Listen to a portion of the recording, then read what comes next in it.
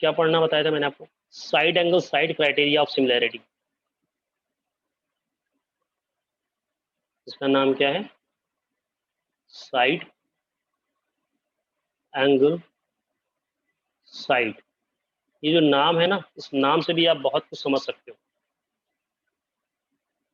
पहली बात तो ये नाम मिलता जुलता है, पहले आपने देखा है क्लास 9 में कॉन्ग्रुएंसी क्राइटेरिया से, but don't get confused by that, because side angle side in the congruency criteria where two sides are equal, two sides and one angle between these two sides is equal to other two sides and angle between them of other triangle।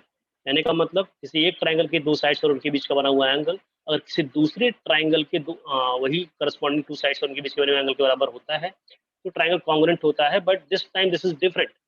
यहाँ पे क्या है कि आपके पास दो triangle हैं और दो ट्राइंगल की करस्पॉन्डिंग टू साइड्स का रेशियो और उनके बीच इनक्लोज एंगल इक्वल होने चाहिए। रेशियो इक्वल होने चाहिए और एंगल इक्वल होना चाहिए। साइड की लेंथ इक्वल नहीं होनी चाहिए, उनका रेशियो इक्वल होना चाहिए। तो डिफरेंशिएट कर पा रहे हैं आप लोग इन बात को? ये केडीएम कौन है भाई? हाँ, जस्ट रिमेम्बर वन थिंग। कोई भी, जैसे भी अंजलि मैंने तुम्हें भी देखा था, तुमने पहले जो है हिमांग के नाम से लॉगिन किया था, ठीक है?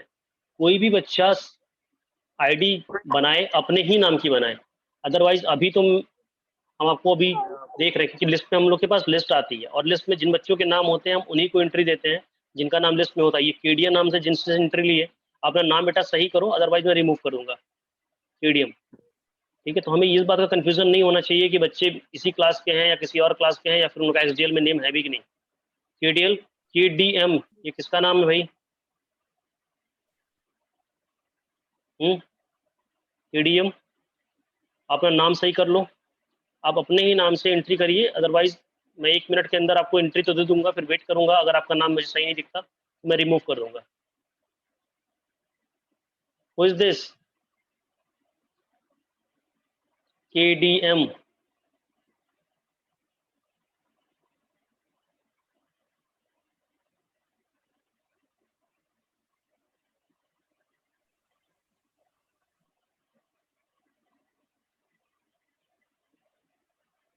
चलिए, हमें लगता है ये चला ही गया लड़का। खैर, इस बात का विशेष ध्यान रहे कि जब भी आप क्लास में एंट्री लें तो आप अपने नाम से एंट्री लें, है ना? नहीं तो फिर फायदा आपका नहीं, नुकसान ही होगा। चलिए, साइड एंगल साइड क्राइटेरिया में क्या मैंने बोला? If there is two triangle,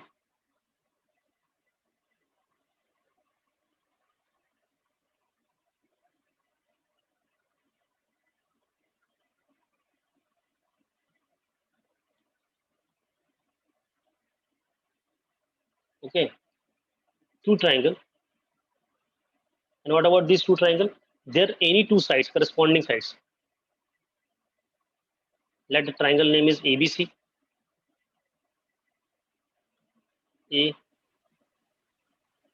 B C and P Q R. In this triangle, any two sides ratio means what is given to us? Any two sides ratio AB upon PQ is equal to AC upon PR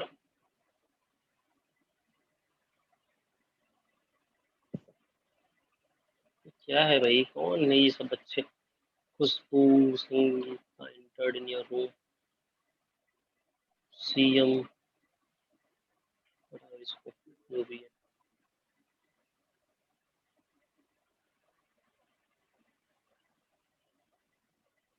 AB upon PQ,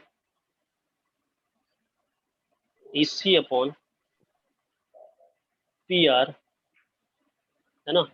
ये दिया गया है। अब AB और PQ, AC PR, their ratio are equal, और AB और AC को मैंने लिया तो इसके बीच का एंगल कौन सा है? आप देखिए, AC है और यहाँ पर P है। One more thing, angle A is equal to angle P is given to you equal. ठीक है? तो आपके पास इतनी चीजें दी होंगी। देखिए यहाँ नाम में भी क्या हो रहा है, साइड साइड के बीच में एंगल इंक्लूज एंगल आ रहा है, तो दो साइड के बीच का एंगल, दो साइड के बीच का एंगल किसी दो करस्पॉन्डिंग दूसरे ट्राइंगल के दो साइड्स के बीच के एंगल की इक्वल हो, उनका रेशियो इक्वल हो और एंगल्स इक्वल हो, देन ट्राइंगल्स आर सिमिलर। तो क्या प्रूव करना है हमें? Triangles are similar. Triangle ABC similar to triangle PQ।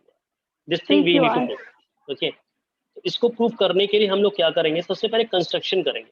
Construction जो हम लोगों ने बाकी में किया है, पीछे के 2 क्राइटेरिया में किया है, अगर आपको थोड़ा बहुत याद आ रहा हो तो वही कंस्ट्रक्शन लोग यहाँ भी करेंगे। ऑब्वियस सी बात है, ABC और PQR में कोई ना कोई एक ट्राइंगल छोटा होगा, एक बड़ा होगा, क्योंकि अगर वो दोनों इक्वल होते तो ट्राइंगल कॉन्ग्रुएंट हो जाते हैं और कॉन्ग्रुएंट ट्राइंगल सिमिलर होते हैं। तो हमें एक ही केस प्रूफ करना है। हमने यहाँ पे बनाया है ABC को बड़ा और PQR को छोटा। तो जो बड़ा है मैं उस ट्राइंगल में कंस्ट्रक्शन करूंगा, ऐसा कंस्ट्रक्शन करूंगा, तो पॉइंट लूंगा,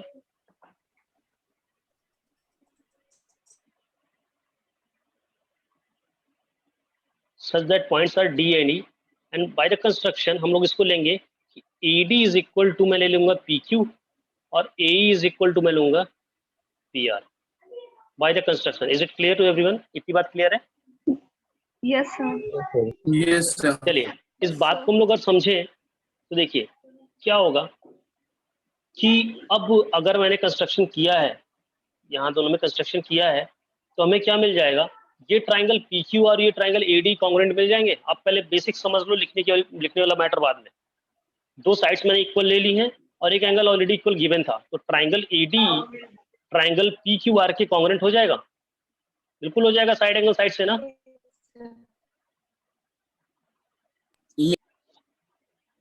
हो जाएगा कॉन्ग्रुएंट। बोलो बेटा।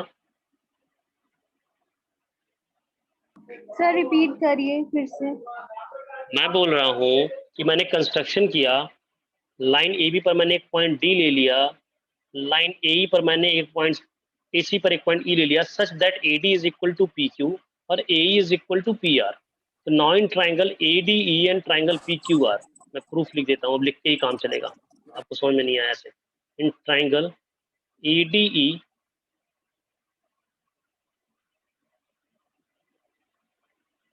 and triangle PQR, in these two triangle AD is equal to, by the construction PQ, angle A is equal to angle P and AE is equal to PR. So side angle side, so by side angle side triangle ADE congruent to triangle PQR। ऐसा है कि नहीं? अब बात समझ में आई? Yes, sir.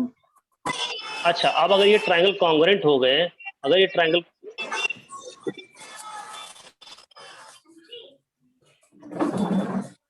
बस mute कर लो बेटा मोबाइल अपना। Sir, mic off. Mic off.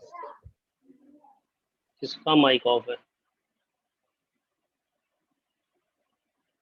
देखिए, अब ये ट्राइंगल अगर कॉन्ग्रुएंट हो गए तो हमें क्या मिला? एंगल ए तो ऑलरेडी इक्वल था, तो बाय द CPCT हमें मिल गया angle D is equal to angle Q and angle E is equal to angle R Angle. By CPCT। ठीक है, इतनी बात समझ में आ गई सबको? Yes, sir. Yes, sir. अब जो गिवन वैल्यू है इसका यूज करें हम लोग, सच दैट हमारे पास ये पता है कि AB upon PQ is equal to AC upon PR है। अच्छा, इस AB की प्लेस पर, AB अपॉन PQ की प्लेस पर हम लोग AB अपॉन AD भी लिख सकते हैं, AB अपॉन AD भी लिख सकते हैं, और AC अपॉन PR की प्लेस पर, AC अपॉन PR की प्लेस पर क्या कर सकते हैं? देखो, AC अपॉन PR की प्लेस पर हम लोग AE डाल सकते हैं, Yes, sir.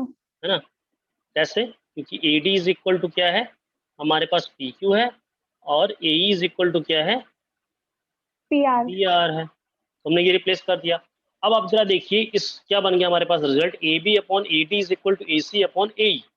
By the converse of BPT, we can say that DE parallel to BC.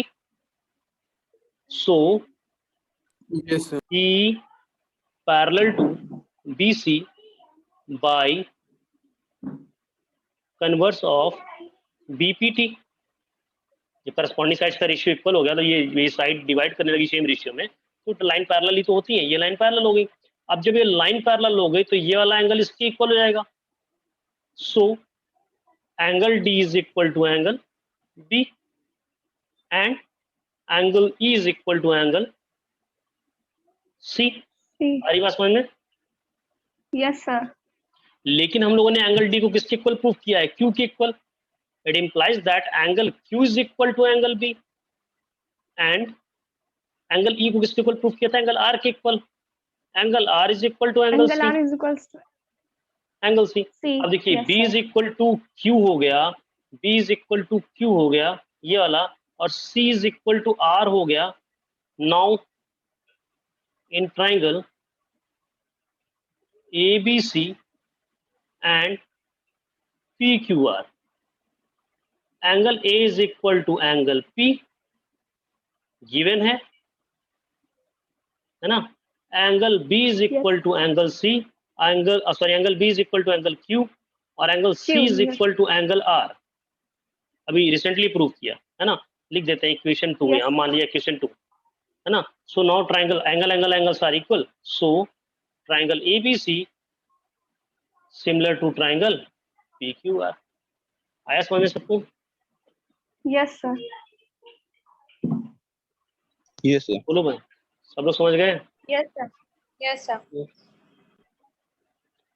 तो बेटा इससे ज़्यादा इम्पोर्टेंट ये है जो अभी आप समझे हो, उन सबसे ज़्यादा इम्पोर्टेंट बात ये है कि अभी आप जो क्यूशिक क्राइटेरिया समझे हो पहले उसका रिवीजन करो। मुझे लग रहा है कि आप लोगों ने इतने दिन का जो गैप किया है उसमें आपने पढ़ा नहीं है सही से। टेस्ट दिया, टेस्ट के बाद जो भी आपको 2-4 दिन का टाइम मिला उसमें आपने रेस्ट किया है ना।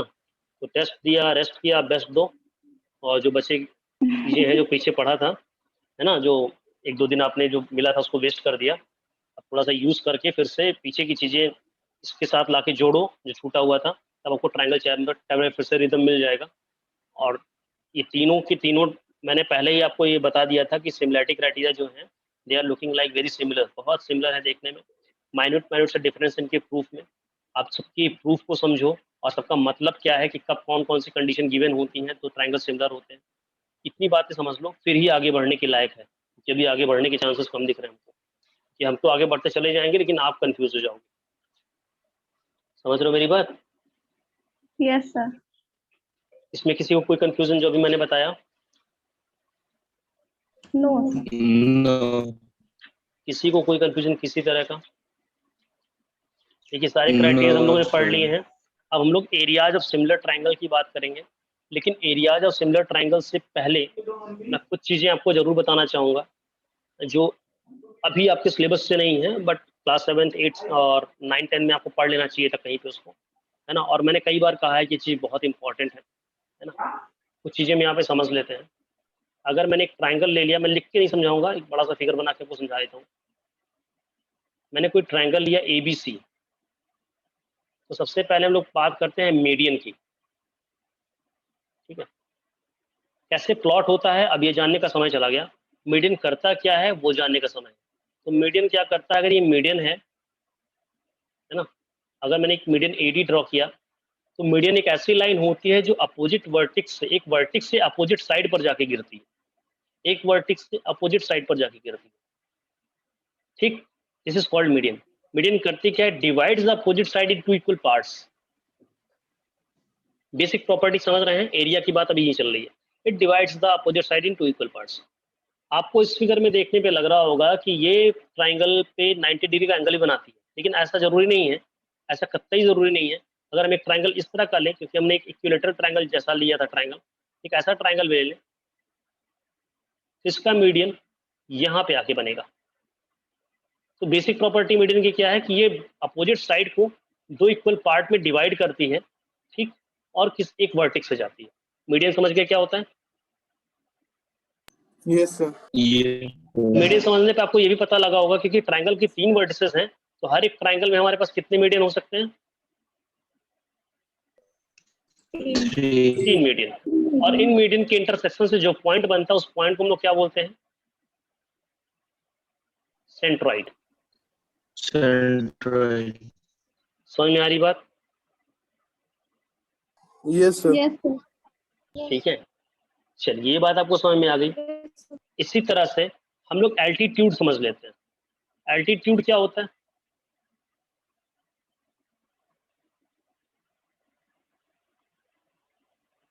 एल्टीट्यूड क्या होता है? अगर हमारे पास कोई ट्रायंगल है तो उस पे अपोजिट वर्टेक्स से, एक वर्टेक्स से अपोजिट साइड पर ड्रॉ किया गया एक परपेंडिकुलर।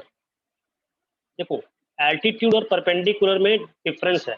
परपेंडिकुलर बाइसेक्टर में, जहाँ पे परपेंडिकुलर बाइसेक्टर, ये ट्रायंगल ही मैं हटा दूं पहले तो, कि आप बार बार आपके दिमाग में इक्विलेटरल का केस आ रहा होगा। ट्रायंगल इक्विलेटर जैसा दिखने में, और जबकि हमें हर ट्रायंगल पे बात करनी है।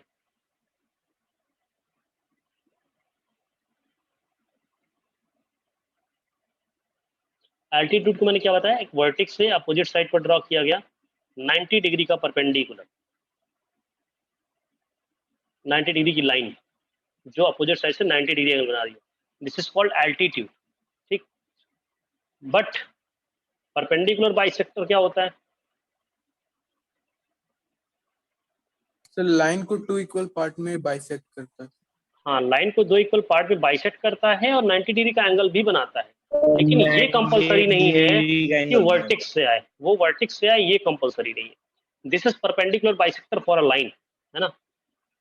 अगर ये ट्रायंगल एबीसी है और ये ट्रायंगल अगर पीक्यूआर है तो ये एल्टीट्यूड है। एल्टीट्यूड हमेशा कहाँ से आता है? वर्टेक्स से आता है, जबकि परपेंडिकुलर बाइसेक्टर कहाँ से आता है? कहाँ से आता है? कहीं भी पॉइंट से आएगा लेकिन 90 डिग्री का एंगल बनाएगा। समझ गए बात आप इसको भी? Yes, Yes, कि हम अगले वीडियो में हम लोग, अगले मतलब क्लास में हम लोग एरिया के बारे में पढ़ेंगे कि कैसे कैसे एरिया सिमिलर ट्रायंगल के एल्टीट्यूड्स और मीडियन से या फिर एंगल बाइसेक्टर से डिवाइड होते हैं। एंगल बाइसेक्टर का कॉन्सेप्ट बहुत इजी है, मैं इसको दूसरे कलर की लाइन से ड्रॉ कर देता हूँ। एंगल बाइसेक्टर एक ऐसी लाइन है जो एंगल को इक्वली डिवाइड करती है। किसी जिस वर्टेक्स से आएगी उस वर्टेक्स के एंगल को 2 इक्वल पार्ट में डिवाइड करेगी। This line is known as angle bisector. जानते हैं सब लोग? yes, sir. बस इतना ही Yes, जानना था आपको, मुझे इतना ही बताना था। बाकी है तो बहुत कुछ डिटेल में, लेकिन हम उस पर जाएंगे नहीं कि ऑर्थो सेंटर, इन सेंटर, सर्कम सेंटर और ये सब दुनियादारी। आप इसको अपने आप से पढ़ लीजिएगा कहीं से भी, क्योंकि अब मैं बहुत बार आपको बोल चुका हूँ, 9th में बोलना जरूर रहा हूँ, है ना। तो अगर आप पढ़े हो तो Yes, अच्छी sir. बात है, क्योंकि बार बार वो इसका यूज आता है। लेकिन अभी हमने जितना पढ़ा, मीडियन, एल्टीट्यूड और एंगल बाइसेक्टर, इन चीज़ों का यूज हमें कल करना है। इसलिए आज मैंने आपको इसका एक बेसिक बता दिया, फंडा कि क्या होता है। और किसी को कुछ पूछना है? आज मैं इसी थ्योरम के साथ खत्म कर रहा हूँ। हमारा सिमिलरिटी का टॉपिक खत्म हो चुका है। अब एरियाज ऑफ सिमिलर ट्रायंगल्स बचे हुए, अगली एक्सरसाइज है, ठीक है, वो नेक्स्ट वीक में करेंगे हम लोग। आज लास्ट क्लास है ना इस वीक में हमारी? Yes, आज तो क्लास है नहीं, Yes, sir. आज के बाद तो क्लास है नहीं, तो आपके पास 4 दिन बचे हैं, है ना। और मे भी 4 से ज़्यादा दिन भी हो जाए, क्योंकि मैं हो सकता है 6 को ट्यूसडे है शायद, तो 6 को मैं छुट्टी पे रहूँगा, 5 को क्लास लूँगा, 6 को छुट्टी पे रहूँगा, और 7 को भी हो सकता है, 6, 7। तो 2 दिन आपको और मिल जाएंगे। हो सकता है उस वीक में किसी दिन खाली रहता हूँ कि क्लास ले लेंगे, लेकिन तब तक आपका टास्क ये है कि जितना भी हमने पढ़ा है इस चैप्टर में, जो भी दिन आपको मिल रहे हैं इस चैप्टर को आप कंप्लीट एकदम अच्छे से पढ़िए। पुराने वीडियोस देख डालिए और सिमिलरिटी तक का जितना भी कुछ है वो खत्म कर डालिए। ठीक है, समझ में आया बात? Yes. Yes, sir. तभी आपको समझ में आने वाला है।